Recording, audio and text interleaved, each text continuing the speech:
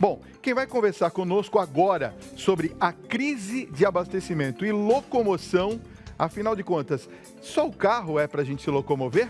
Eu converso agora tudo isso com o educador financeiro Ricardo Natali. Está no ar ao vivo, 8 horas 38 minutos, mais uma edição do nosso Tribuna Independente, feito com o coração, especialmente para você.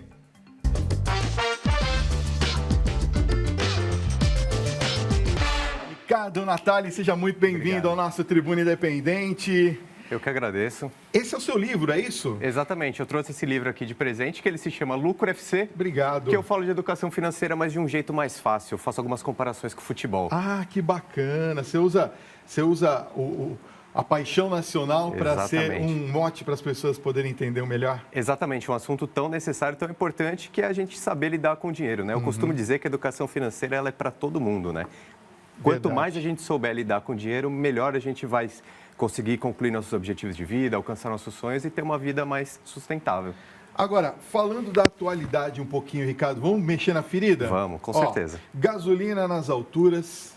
Sexta-feira nós entrevistamos um especialista aqui e teve uma telespectadora que disse que encontrou o combustível a R$12, um absurdo, né? O IPVA, o seguro, estacionamento na vaga ou na rua, os juros de um financiamento. Olha, são muitas coisas que envolvem um planejamento financeiro. Com essa crise que o país vem passando nas últimas semanas, qual que é a primeira preocupação que o brasileiro tem que ter com o seu bolso, hein, Ricardo? Eu entendo. A gente está passando realmente por uma crise, é um momento grave. Na verdade, não vem de hoje, né? A gente teve 2 anos de recessão, o ano passado e o ano anterior. Tivemos uma recuperação da economia, mas amostras dessa crise ainda vivem hoje.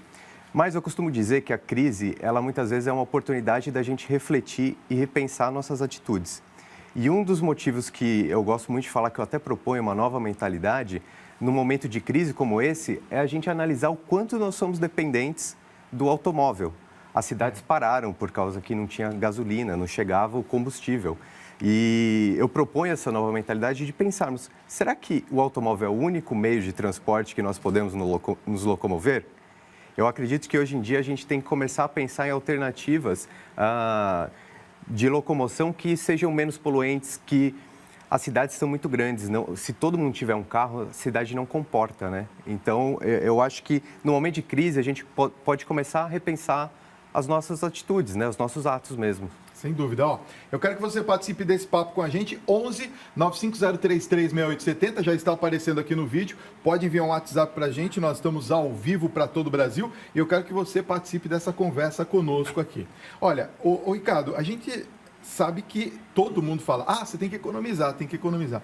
Agora, saber economizar e gastar corretamente é imprescindível, principalmente nesse momento que nós estamos vivendo? Sem sombra de dúvidas, ainda mais que a gente passa por um momento de crise, de aumento dos preços, a gente precisa saber aonde a gente está gastando. O que eu costumo dizer é que, às vezes, a gente é pego numa armadilha, a gente não sabe aonde nosso dinheiro está indo. E esse é o primeiro erro. Muitas vezes as pessoas nem sabem exatamente o quanto ganham e muito menos o quanto gastam. Então, eu acho que um real diagnóstico da situação financeira mensal, do orçamento, é o pontapé inicial para você conseguir adequar as suas finanças. Eu digo isso até porque agora que a gente está passando por essa situação da gasolina, o automóvel ele é um custo muito alto e às vezes as pessoas se iludem achando que não é.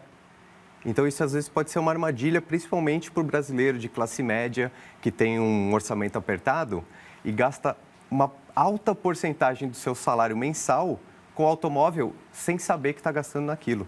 Olha, eu fiquei sabendo, tem um dado aqui estatístico, não sei se é verdade, você pode me dizer. Os brasileiros gastam 40% do salário com automóvel? Exatamente, em alguns casos eu mesmo... Quase metade do salário. Eu acho isso um absurdo. Quando eu cheguei nesse número com alguns clientes que eu atendo, quando a gente faz um diagnóstico real do orçamento mensal dele, a gente chega nesse número. E às vezes eu cito para eles, olha, a gente precisa pensar num planejamento financeiro de curto, médio e longo prazo, e começar a investir para a aposentadoria, que é um outro assunto extremamente importante. Eu defendo fortemente que todas as pessoas tenham um plano de aposentadoria, porque é outra crise que nós vivemos, a crise dos aposentados, da Previdência, que é um assunto que eu gosto muito de falar, mas Eu acho que todas as pessoas têm que traçar o seu plano de independência financeira. E muitas vezes eu falo para eles assim, olha, mas você pode guardar e investir 10% do seu salário. Aí as pessoas falam, não, é impossível economizar 10%, é impossível. Só que se a gente olhar, secar esse orçamento dessa pessoa, ela gasta 40% com o automóvel. Pois é. Assim, eu não quero dizer que seja errado ter um automóvel. É claro que ele traz conforto, ele traz status. Mas o que eu estou propondo é que as pessoas tenham consciência do quanto elas gastam com esse automóvel. Por quê? Porque se você gastar 40% do seu salário com automóvel, com certeza você vai deixar de fazer outras coisas, porque cada escolha, ela é uma renúncia. Então, se você sabe que você gasta essa porcentagem tão alta com o automóvel, tenha consciência disso, porque você está deixando de lado outros sonhos e objetivos de vida.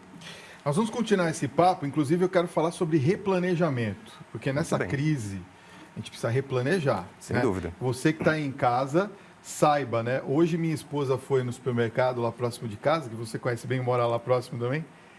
Gente, R$11 o quilo do tomate, tá? Só para começar a brincadeira. Mas nós vamos continuar esse papo aqui, tá bom, Ricardo? Deixa eu falar. Ó, eu queria saber um pouquinho, Ricardo, sobre o replanejamento. Como é que a gente pode fazer, por exemplo, já diante desse caos que nós estamos vivendo, para replanejar o próximo mês, já que o custo de vida nosso vai subir absurdamente? Tá. Eu costumo dizer que dentro da economia, as crises são cíclicas. Tá? Então, isso é muito importante a gente dizer, porque se estamos passando por um momento de crise, ela vai acabar. E as crises, elas trazem grandes ensinamentos, principalmente na questão do consumo consciente.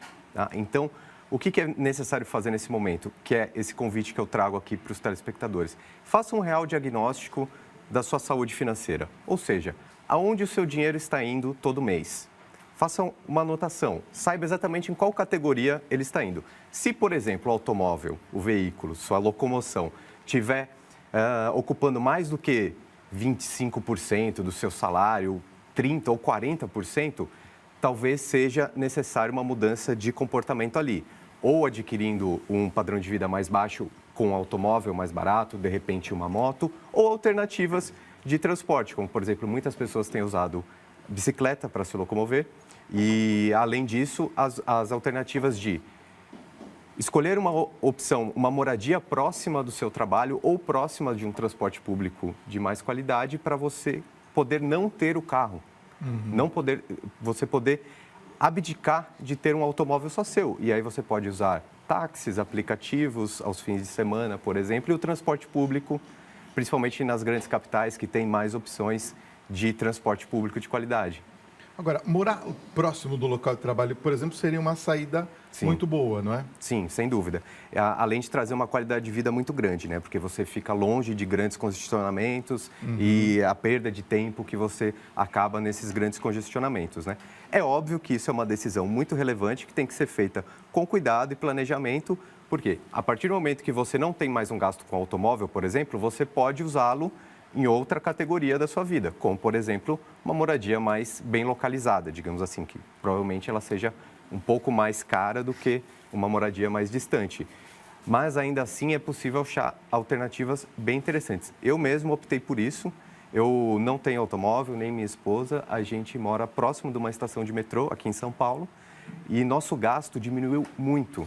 Hoje, a gente fez as contas, o que a gente gasta de aplicativos e táxis é exatamente o que a gente gastava só com combustível antes. Que coisa, Ou né? seja, IPVA, seguro, estacionamento, depreciação, multa, batida. Tudo isso, a gente não tem mais esse gasto. Que é por isso que eu digo que as pessoas elas têm que ter também uma noção real do custo do carro. Às vezes as pessoas não pensam que vão tomar multa, não pensam que o carro está depreciando na garagem, não pensam que vai ter que trocar o óleo, vai ter que trocar o pneu. Tudo isso tem que estar na análise quando você escolhe por comprar um carro. Tudo é uma adaptação do padrão de vida. Tá? Dentro da educação financeira, a gente fala muito sobre isso. Você tem que adequar o seu padrão de vida para aquele rendimento que você tem, aquela sua receita. Além do mais, vou dizer uma coisa para você, eu estou começando a gostar de vir de metrô aqui, viu? É verdade, eu voltei às minhas raízes lá, sempre andei também em transporte público. As pessoas pensam, trabalha na televisão. Não, sempre andei em transporte público. É que tem um tempo para cá, claro, a gente melhora a condição, acaba investindo um pouco na questão do conforto do automóvel. Sim. Mas eu quero dizer, inclusive, aqui, tem uma telespectadora que está falando lá de Santo André, ela fala, Fábio, boa noite. Não diga que está faltando remédios por causa dos caminhoneiros. Eu não disse isso, viu? Não disse isso. Eu digo que a crise se agravou por conta da paralisação. Não é culpa dos caminhoneiros somente. O governo também que não está sabendo negociar. A gente tem que entender um pouco essa situação, como trouxemos o especialista aqui na semana passada. Mas é importante a gente saber que a falta da entrega vai gerar um aumento da crise. Isso inevitavelmente. Momentâneo, né? Momentâneo. É momentâneo. É algo momentâneo. Não que a gente seja totalmente a favor de um lado ou do outro, mas nós temos que pensar na família brasileira. Né? É óbvio, mas tudo acarreta de uma outra coisa, né? A crise não veio só essa semana. É uma sequência, São 2 anos de problemas políticos. Exatamente. E vivemos numa recessão. Nesse momento, o grande impacto foi por causa de um aumento do dólar e um aumento do preço do petróleo. Ou seja, fatores externos que acabaram culminando com uma crise enorme aqui nos caminhoneiros e no abastecimento do Brasil inteiro. Deixa eu mandar um abraço aqui para Maria Lúcia, do Rio de Janeiro, que está nos acompanhando também. Concordo com você. Em breve teremos uma melhora de qualidade de vida. Isso é verdade. Temos que lutar por isso, não é, no nosso Brasil. Sem sombra de dúvidas. Agora, Ricardo, na sua opinião, nós estamos falando de crise aqui, principalmente de abastecimento, não é? Quanto que essa crise vai acarretar em prejuízos aos brasileiros, por exemplo, que têm carro? Olha, eu diria que essa crise ela vai acarretar para todos os brasileiros. Simplesmente porque já está sendo anunciado aumento de impostos. Se não tiver aumento de impostos, os fretes vão ser mais caros de todos os produtos. Então, eu acho que infelizmente, um impacto dentro da economia. Muito acontece por causa da incerteza política. Estamos num ano de eleição que é muito complicado para a economia, mas ainda estamos passando por um momento de retomada econômica. A expectativa de crescimento para o Brasil esse ano ainda está maior que 2% no ano, o nosso PIB. Então, isso é algo positivo. Então, eu acho que nós temos que acreditar, lutar, como você disse, pela melhora do país. E dentro das nossas finanças pessoais, é a gente fazer uma grande reflexão mesmo, fazer um diagnóstico verdadeiro de onde estão indo nossos gastos, de onde vêm nossas receitas e pelo menos poupar uma parte dos nossos rendimentos, ali das nossas receitas, 10% a 20%, pensando em atingir sonhos de curto, médio e longo prazo e até a aposentadoria, que é um assunto muito grave também. Mais uma pergunta de telespectador, o Mário Lúcio, de Tiros, Minas Gerais, está nos acompanhando. Ele está perguntando, depois que terminar a greve, quantos dias são suficientes para normalizar a situação do povo brasileiro? E eu vou acrescentar aqui nessa pergunta dele o seguinte, uma família de classe média, uma família como nós temos a grande parte do povo brasileiro, quanto tempo ela demora para recuperar essa falta, né, desses produtos que ela está acostumada a ter na mesa, por exemplo? Sim, eu acho que vai ser uma melhora gradativa, realmente vai ser aos poucos, até porque os próprios caminhoneiros não vão voltar todos juntos ao trabalho. A gente vê que tem uma dissidência dentro das próprias manifestações.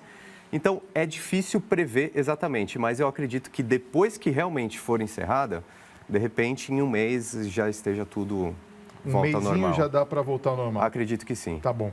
Tem uma pergunta de Belo Horizonte. Vamos? Daqui a pouquinho, me espera aqui que eu já volto. Bom, vamos a uma pergunta então de Belo Horizonte. Olha, quem envia para a gente é a Valdirene. Um abraço carinhoso a todos vocês aí de Belo Horizonte. Ela diz assim, boa noite, Fábio, boa noite, Ricardo. Existe alguma forma que você possa orientar a gente para ter um cuidado financeiro melhor, principalmente nessa crise? Como economizar? É possível?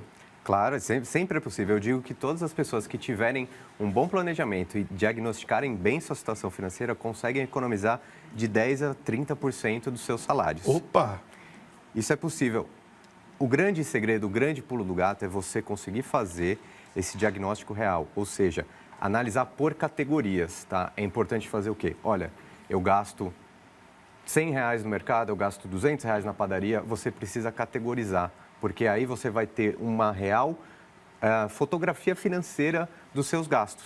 E aí você pode atacar o que tiver, de repente, gastando um pouquinho mais. Dentro da educação financeira, a gente trabalha com duas linhas. Uma das linhas acredita mais que as grandes economias vêm dos pequenos gastos, dos pequenos cortes. Então, é aquela famosa ideia de corta um cafezinho todo dia, que no fim das contas vai dar uma grande economia. Eu, particularmente, acredito mais na segunda linha, que acredita que grandes economias, grandes decisões vão fazer grandes economias. Por exemplo, optar por transporte público ao invés de um automóvel vai fazer um impacto muito mais efetivo rapidamente. Mas é claro, tem que estar dentro do padrão de vida. Então, se você tiver com um padrão de vida mais elevado, precisa sim cortar algumas coisas. Um exemplo, eu quero fazer um investimento, estou tirando ali, sei lá, 10% do meu salário, Ótimo. como você sugeriu. Aonde que eu invisto isso? Poupança? A poupança, ela é a mais conhecida, mas não é a mais rentável. Tá. Ela é muito prática, todo mundo conhece. Só que ela não é a que rende mais. Dentro dos investimentos mais conservadores, que a gente denomina de renda fixa, os títulos públicos do Tesouro Direto são interessantes, porque eles são muito democráticos. A partir de R$ 30 por mês, você já pode se tornar um investidor. E ele tem rentabilidades interessantes. O Brasil é um dos países que tem um dos melhores retornos para os investidores conservadores.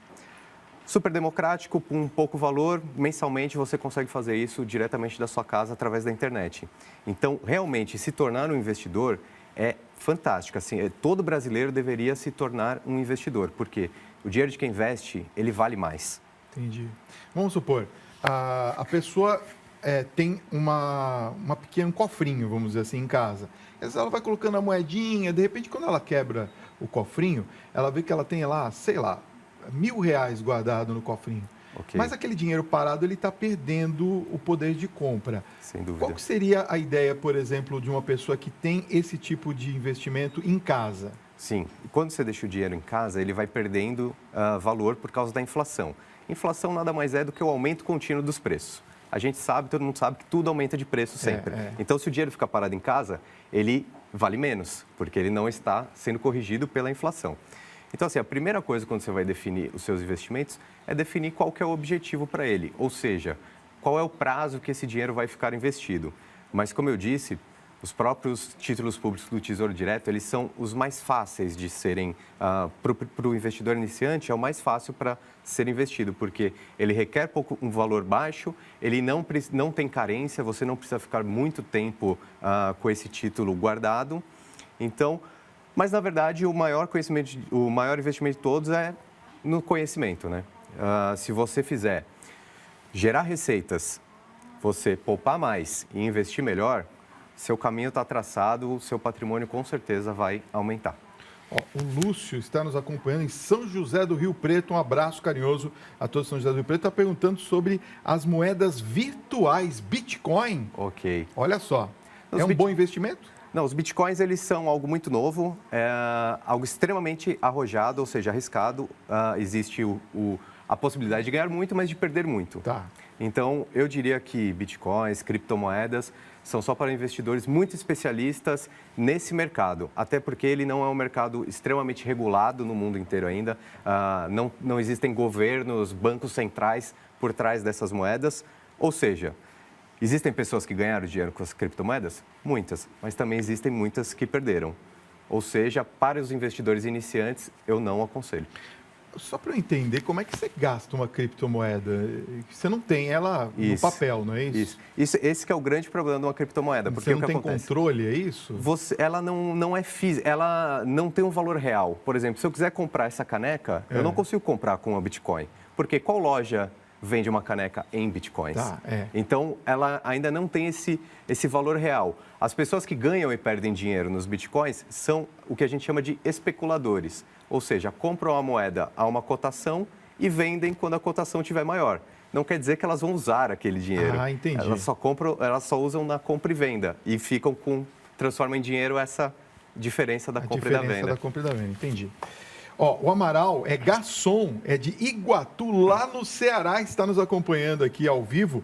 Está dizendo assim: oi, Ricardo, como que eu posso economizar sem abrir mão do meu lar? Por exemplo, sem eu deixar de comer aquilo que eu gosto. Sim. Pode? Eu costumo dizer que é o seguinte: quando uma pessoa ela faz um real diagnóstico da saúde financeira dela e mesmo assim não encontra saída nenhuma de diminuir o seu padrão de vida, talvez seja o momento dele buscar uma alternativa de renda extra. Tá. Ou um trabalho, de repente 2 horas por dia em algum outro lugar, algum bico, algum freelancer, ou até investir um pouco na sua carreira profissional, do seu desenvolvimento profissional para buscar alternativas de emprego que sejam mais rentáveis. Entendi. Você sabe que me veio à mente muito daquelas pessoas que também são investidores, né?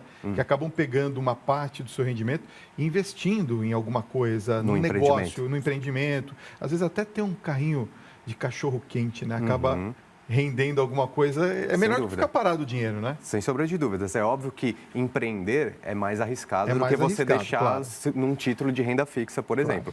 Mas é óbvio que, por ser mais arriscado, também proporciona uma chance maior de lucro, como também de perda. E dá uma alternativa ao seu trabalho oficial, né? Em alguns momentos ele pode até vir a ser um trabalho principal, se for bem realizado, se começar a funcionar, se for criativo, inovador. Pois é. Olha, tem muita gente participando, quero agradecer o carinho da sua audiência, continuem participando, eu volto já, porque tem uma pergunta de Uruguaiana, Rio Grande do Sul. Espera aí que eu já trago, deixa eu falar. Bom, vamos à pergunta então lá de Uruguaiana, Rio Grande do Sul. Vamos Bora nessa. lá? Vamos ver aqui. Boa noite, Fábio. Boa noite, Ricardo. Excelente programa essa noite. Como eu sou totalmente leiga nesse assunto, Ricardo, como que eu posso começar a investir no Tesouro Direto? Aonde eu vou? Ok. É a Silvia que está perguntando. É uma ótima pergunta. Para investir no Tesouro Direto, você faz tudo online, tá? É através da internet e você precisa... A indicação é que abra uma conta numa corretora de valores, tá? Muita gente fala sobre investir nos bancos. Sim, é possível investir nos bancos, só que eles costumam ter taxas mais altas, então isso diminui a rentabilidade. Então, o que eu indico são corretoras de valores. Então, pode entrar na internet, procura por lá por corretoras, você vai ver as mais famosas, mais conhecidas, as 4 ou 5 maiores, são totalmente seguras, pode investir com tranquilidade. Abre uma conta, todo o processo é digital pela internet, então em qualquer lugar do Brasil é possível fazer. E a partir do momento, vai demorar ali uns 15 dias para abrir a conta, entregar toda a documentação, você já pode, através da internet comprar os títulos. R$30? A partir de R$30 já é possível. Vou começar. Comece, faz muito bem. E se você quiser mais informações, vou passar os contatos aqui do Ricardo Natali. É www.lucrofc.com.br, está aparecendo aí no vídeo. O e-mail ricardo@lucrofc.com.br. O YouTube é youtube.com/c/lucrofc. Exatamente. É isso? Sim. E o Facebook é facebook.com/lucrofc. E se você quiser um livro muito bom para você aprender, eu recomendo este daqui, que é do Ricardo, para você se divertir um pouquinho, né? Porque fala dos times de futebol e tal. Lucro FC, tá bom? Ricardo, obrigado pela sua presença nessa noite, foi muito bom. Eu que agradeço e eu quero deixar esse último recado, então, aqui para os telespectadores, que usem essa crise como uma forma de mudar a mentalidade, de conseguir mais prosperidade e começar a fazer esse caminho de gerar receita, poupar mais e investir melhor, se tornar um investidor para ter uma vida mais próspera e feliz. Maravilha. Obrigado por ter vindo. Foi muito bom recebê-lo aqui. Muito obrigado, Fábio. Prazer em vê-lo de novo. Manda um abraço em casa, viu? Mando sim, pode Saudades deixar. de vocês. Faz tempo que eu não vi o Ricardo.